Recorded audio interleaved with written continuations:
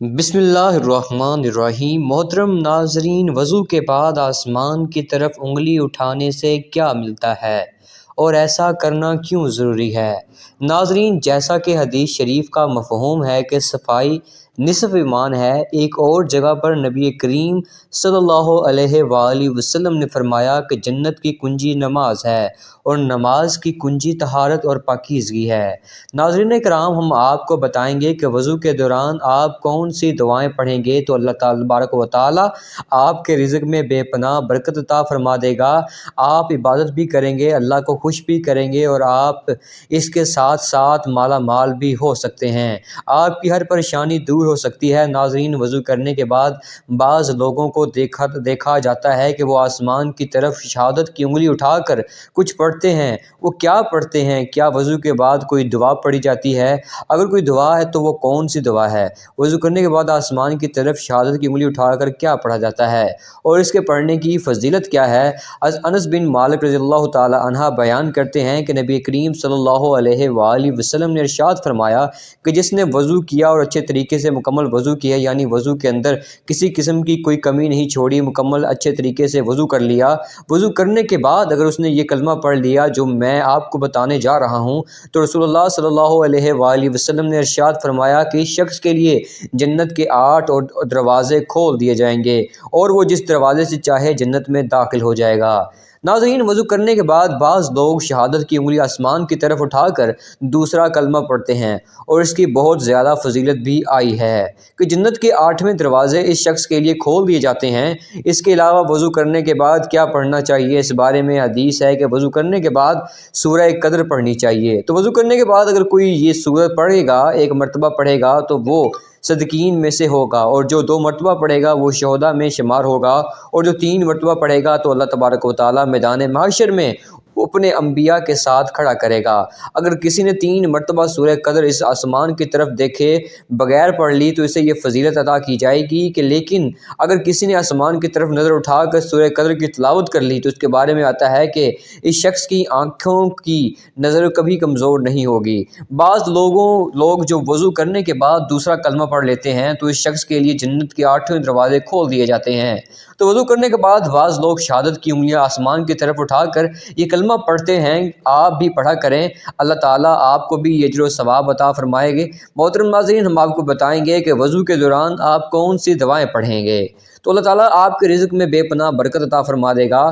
آپ عبادت بھی کریں گے، اللہ کو خوش بھی کریں گے اور آپ اس کے ساتھ ساتھ مالا مال بھی ہو سکتے ہیں۔ یہ کس طرح ہوگا؟ آج کی اس ویڈیو میں اس وظیفے کے بدولت انشاءاللہ تعالی آپ کو اتنا امان عطا کرے گا کہ آپ کی ہر مشکل دور ہو جائے گی، آپ کی زندگی کے اندر سکون آ جائے گا، آپ کی تمام روحانی اور جسمانی بیماریاں ختم ہو جائیں گی اور آپ کو گھریلو سکون میں میسر ہوگا۔ محترم ناظرین، نماز سے پہلے وضو کے دوران آپ نے یہ عمل کرنا ہے۔ اس عمل سے متعلق یاد رہے، قرآن و حدیث میں بھی وضو کے بہت زیادہ فضائل بیان کیے ہیں۔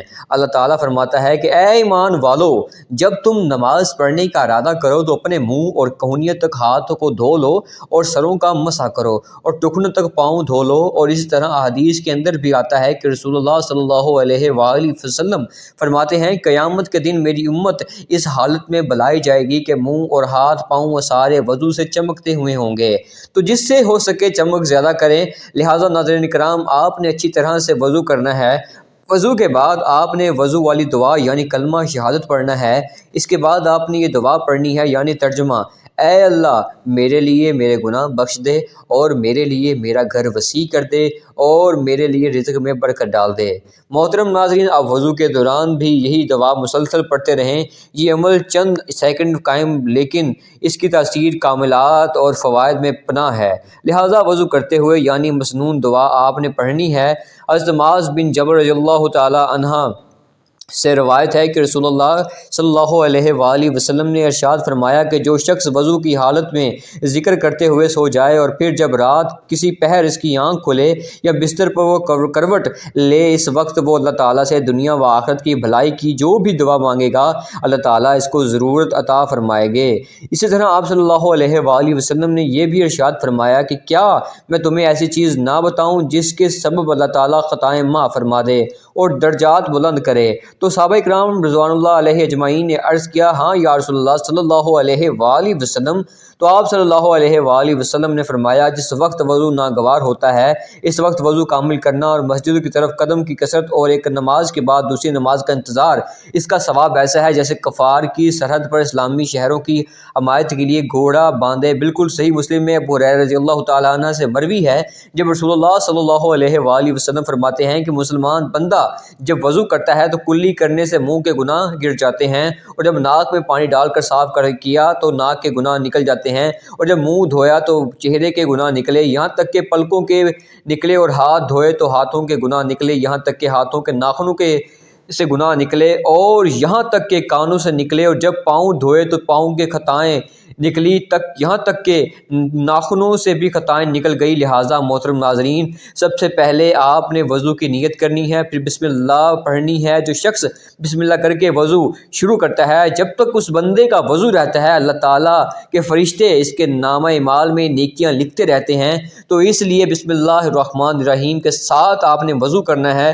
یاد رہے کہ ہر حصے کو آپ صلی اللہ علیہ وآلہ وسلم نے ارشاد فرمایا کہ جو شخص اچھی طرح سے وضو کرتا ہے اللہ تعالیٰ اس کے تمام گناہوں کو مٹا دیتا ہے۔ یہاں تک فرمایا کہ اگر اس کے ناخنوں کے نیچے بھی کوئی گناہ رہ گیا، اس کے وضو کی بدولت اللہ تبارک و تعالیٰ اس کے گناہوں کو مٹا دیتا ہے۔ اللہ تعالیٰ سے دعا ہے کہ وہ ہم سب کو عمل کرنے کی، توبہ استغفار کرنے کی توفیق عطا فرمائے، اور ہمیں 5 وقت نماز باجماعت ادا کرنے کی توفیق عطا فرمائے، اور جو ہمارے مسلمان بھائی بہن اس دنیا سے رخصت ہو گئے ہیں ان سب کی مغفرت فرمائے، آمین یا رب العالمین۔ محترم ناظرین، اگر ویڈیو اچھی لگی ہو تو چینل کو سبسکرائب ضرور کر دیجئے، بیل آئیکن کو ضرور کر دیجئے تاکہ ہماری ہر آنے والی ویڈیو آپ کو جلد سے جلد موصول ہو سکے۔ اپنے ہوسٹ عدنان صفدر کو دیجئے اجازت، ملتے ہیں